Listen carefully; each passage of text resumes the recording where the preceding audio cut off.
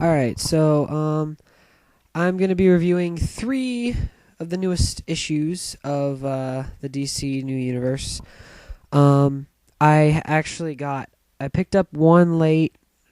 Actually, I picked up 2 late, and then I got one this Wednesday, so I thought I might as well wait because after I picked up Justice League, I had to wait. I thought I might as well just wait for Superman to come out next week because by the time I got Justice League, it was getting close anyway. So I have Justice League number 2, Batman number 2, and Superman number 2.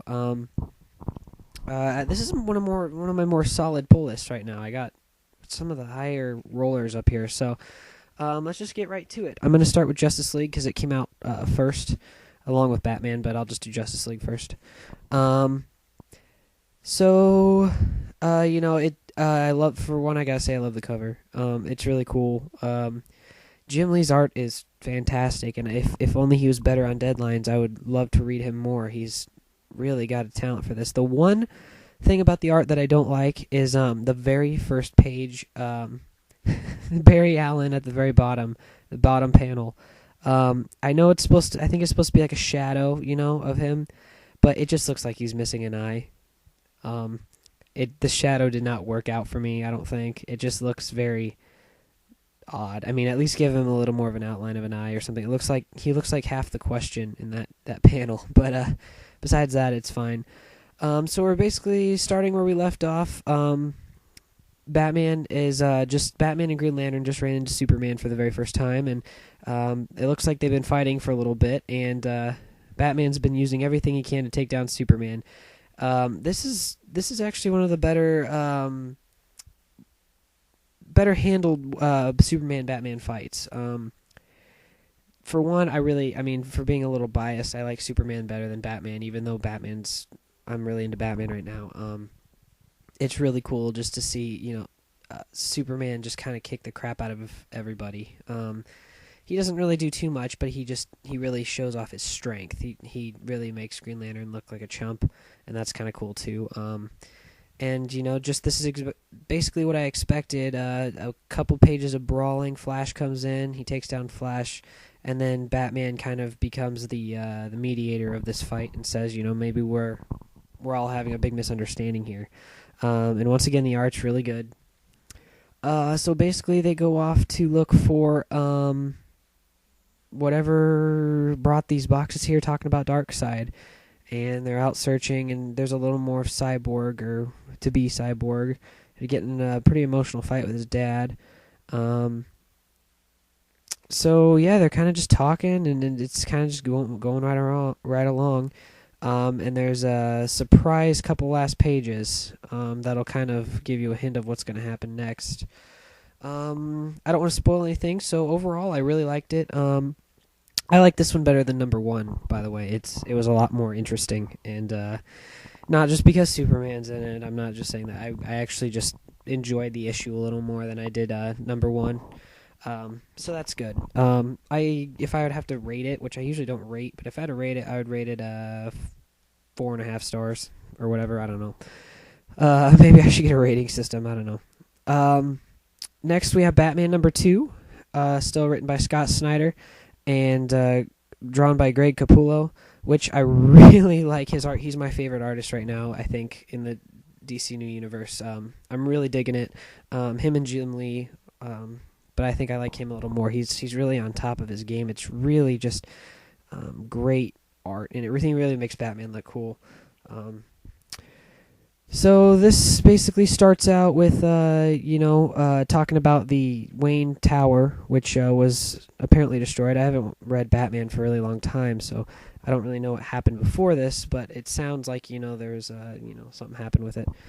And it shows Bruce Wayne getting thrown out of it, and basically it flashes back to him, and he's getting into a fight with some thugs, and Gordon calls him in to look at a dead body. And this is one of the coolest things I've seen in Batman in a very long time. Instead of him actually going to the morgue with Gordon and sneaking in and looking around, he actually has this new type of technology that just projects the body right into the cave, the Bat Cave. And it's like a perfect thing of it. He has like a camera stuck in the in the morgue, and it's a really cool scene. I've never seen something like that in a Batman book for a really long time. I like how Snyder's really incorporating new technology into Batman and not just keeping the old stuff and kind of keeping it fresh. Next, he's talking to Nightwing, and Nightwing's kind of explaining what's going on because in the last issue, we find out that Nightwing had some DNA on the body, and Batman's kind of just questioning him, and Robin, gets into a talk with him and explains what happened. And then we flash on to the daytime again, and he's talking to I can't remember his name. Lincoln March. He's running for mayor, and there's a really great touching scene about between him and Bruce about he actually lost his parents at a young age, and you should really trust me, and I know you don't want to trust me, and it's stuff like that. It's really interesting. And then right away, the assassin that they've been looking for comes in, or one of them, and basically attacks him, and Bruce falls out the window, and that's kind of how the issue started. And I'm not going to spoil the ending, but it's pretty cool. Good issue. I don't know if I like this more than the first issue or not. It was good, but I really liked the first issue. If I had to rate this, I would give it I'd probably give it 4 or 4.5, something like that. It was pretty good. I enjoyed it. I'm still sticking with that because I like Batman a lot, so that's cool. Next, we are on Superman number 2, written by George Perez and drawn by Jesus Marino, and I don't know if it's Jesus or Jesus. I'm pretty sure it's Jesus, but just starting with the art on this too. A lot of people have been giving the art for this a lot of criticism, especially the cover of the first issue, which I wasn't a big fan of either. But I don't know. It's kind of growing on me. It's very classic, old school comic book drawing, I think, in a lot of ways, and I really like that about this book. And especially since Superman has another book which is Action. I don't mind seeing a little experimentation with Superman. It's kind of like Batman and Detective. They're both kind of, one's a little weaker than the other, but it's making a lot of progress and doing a lot of experimentation, so that's cool. I'm not going to go into too much detail with this, just because I'm running low on time, and I don't want to make this a really, really, really long video. Superman's having a conversation with General Lane about, him being there and why he's there. Next, he's talking to Lois and as Clark, and she's got this new job, and he's really kind of bummed because she's not going to be out doing the action anymore, and there's a touching scene there. They talk a lot about that.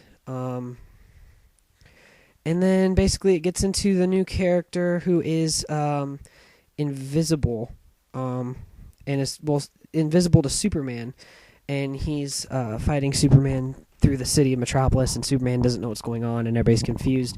He finally realizes that this guy's from Krypton somehow, and he is out to get Superman.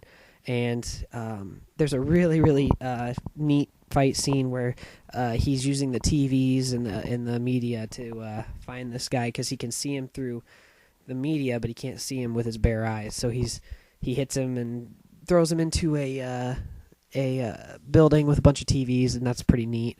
It kind of reminds me, for some reason, of the animated series of Batman, where Clayface is in with all the TVs. It's kind of cool. But it was a nice issue.